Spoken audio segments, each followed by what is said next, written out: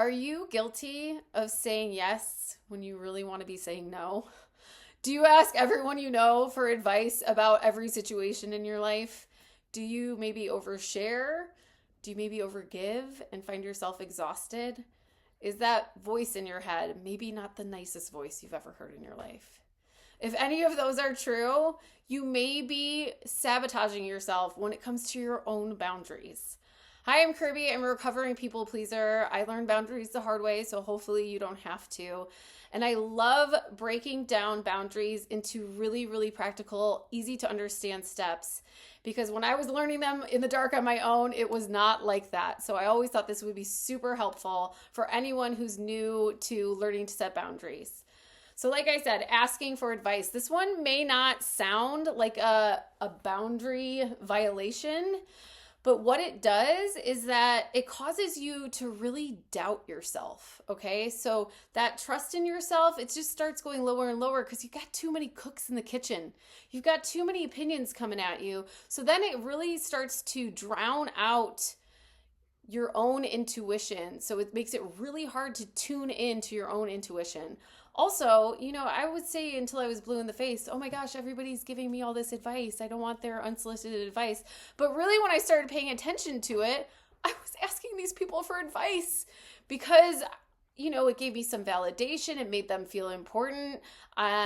Whatever, I was getting some need met by asking other people for their advice, even though I didn't want it.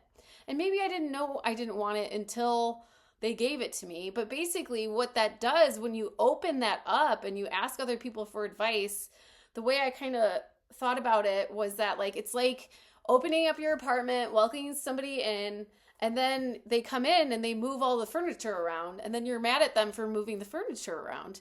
But you're the one that let them in, right? And so there is some level of accountability there. Also, we can stop doing this. This is up to us. This is something that I could stop doing today, right? Like when I was learning it, I was like, oh, I need to learn, to pay attention when I'm doing this and when I don't want to be doing it. And then I need to learn to just keep my mouth shut, right? There's so many boundaries you can set by not doing a thing, okay? And that brings us to our next one, which is oversharing. So in my younger years, I was pretty naive and I thought that everybody was like me and everybody's brain worked like me. And that, if I'm sharing something about myself, it's out of, good intent and just getting to know somebody else.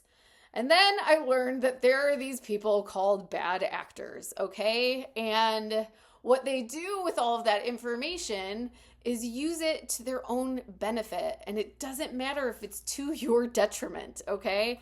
So what I was doing without realizing it was basically, which is something my friend would always say, don't give them the gun to shoot you with. So basically I was giving these people in my life that didn't have great intentions towards me, I was giving them all of this information about me so that they could just pull on these puppet strings whenever they needed something or wanted something.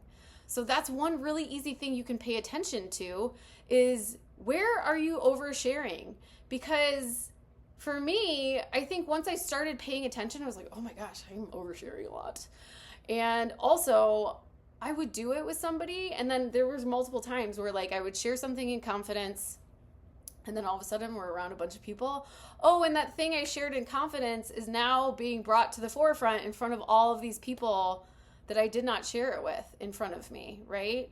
And so instead of not sharing in the future with that same person and learning to not trust them, I instead just got mad at that moment and then would continue the same pattern, not realizing that I am in control of what I tell this person. And if I encounter a situation like that, then next time I'm not going to tell them as much or anything.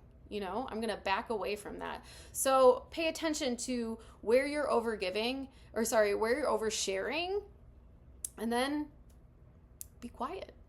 These are the best kind of boundaries, because I think as somebody who is just starting out on learning boundaries, it can be so scary. It can be really scary to start speaking up for yourself. So these are some really great ones where you can just be quiet, and it's practice being uncomfortable and just being quiet.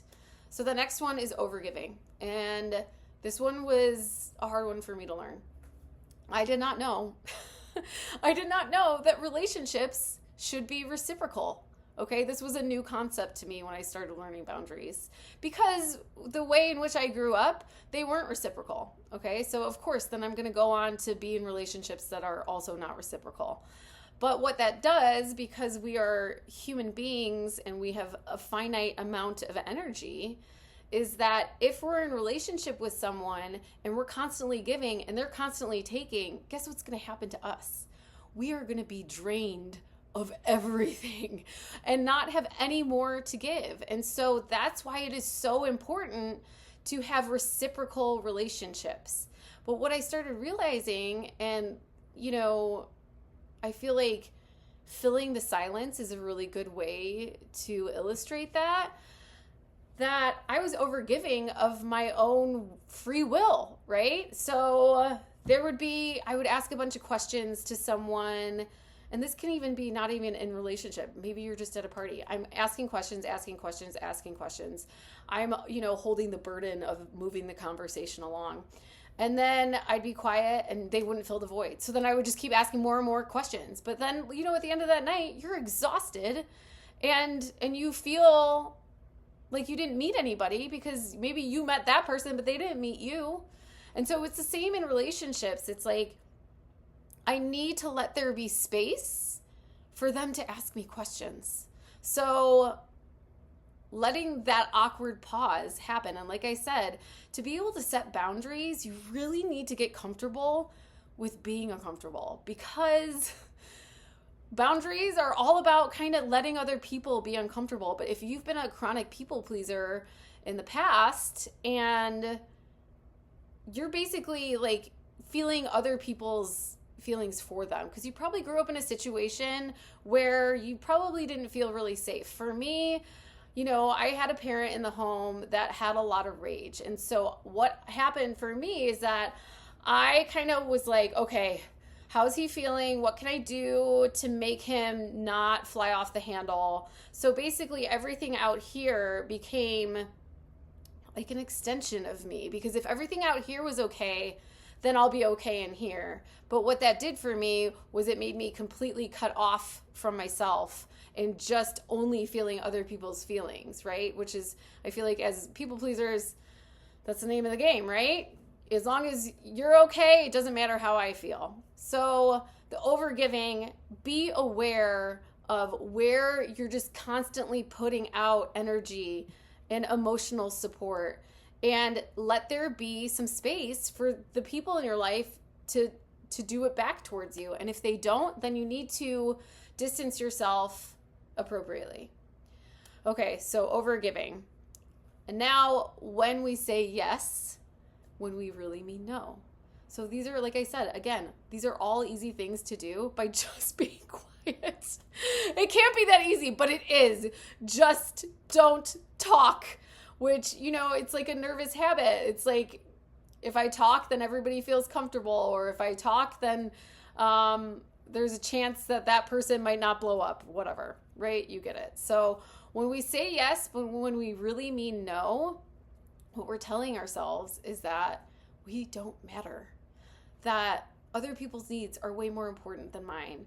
So what does that do for your self-worth, which, by the way, is the number one root cause, low self-worth, for a lack of boundaries? Well, when we constantly are saying yes to other people and saying no to ourselves, that's telling us that we don't matter as much as other people. We don't. They're way more important, so it doesn't matter what we want or need. It only matters what other people want or need. So just pay attention. I'm not saying you have to stop doing this right now, depending on where you are in your journey. Just pay attention to when you're saying yes, but you want to be saying no, or when you're saying no, when you want to be saying yes. And think about why. Just become aware of it. And then eventually you'll get to the point where you'll be like, yeah, I'm going to say no to this. And by the way, hot tip, the only reason you need to say no to someone is because you want to. Took me a really long time to learn that. I don't have to have any explanation. I don't have to have any excuses. I can just say no because that's what's right for me. All right. And the last but not least, there's plenty of others, but this is the last one for today, is negative self-talk. And again, this goes back to that self-worth, because it's really hard to have that self-worth or build that self-worth when we're beating the crap out of ourselves in our brain on a regular basis. So for me, what that looked like was first becoming aware of that negative self-talk. And then after I became aware of it, questioning it. So, okay, is that coming from me? Is that my own voice? Like, do I really feel that way about myself? Or is that some voice from my childhood that I've just been replaying over in my head since then, right? And then there's another thing that Byron Katie, this wonderful author, if you haven't read anything by her, I highly recommend going and grabbing her book. But she has this process where basically you talk back to your negative thoughts and you're like, okay, is that true? Is that absolutely true? Can I know without a doubt that that's true? Is it empirically true? If it's not, then we question it and we flip it around. Maybe the opposite is true. Maybe that's true for this other person. Maybe it has nothing to do with me, right? So just really becoming aware. Again, all of these, you can just become aware of all of these. You don't have to take any action. You can keep talking. You can keep on going and talking and doing whatever you need to do. Just become aware of it. And then you'll eventually intuitively move to pulling it back and becoming aware and making sure that you do keep your mouth closed in those certain situations, which then will eventually lead to you advocating for yourself and speaking up for yourself. But first, you need to stop doing all of those things, become aware of it. Your self-worth will rise and you'll learn to trust yourself some more, which will make it easier for you to protect yourself and advocate for yourself in the future. So I'd love to hear your experiences. If any of you have done any of these things or whatever you're struggling with, I'd love to hear from you in the comments. I have plenty of other videos on similar topics. If you are struggling with this kind of thing, I'd appreciate if you'd go and take a look or not. It doesn't matter. All right. And I hope you have a great day. Thank you for watching. Bye.